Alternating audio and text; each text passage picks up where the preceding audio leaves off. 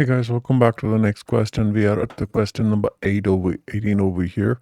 So in this question, we have to create a pod with the name of non-root pod with image of Redis Alpine. And with this following characteristics of your pod. So this is a permission setting for your user and file system group. So that's the one which you're going to use. So you can pause the video and get this done. And then you can verify with me. So we're going to resume the video right now.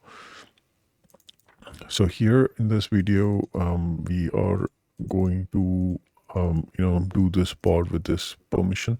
So now this image or this YAML file has this particular pod created with the security context as root, as in like the user as in 1000 as in permission, and the FS group as 2000. So this is basically the security constraint over here, which you need to specify for a pod.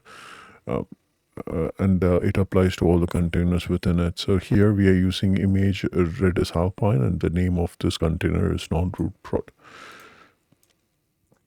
So let's go and do the hands-on over here. So let's just create a question18.yaml file.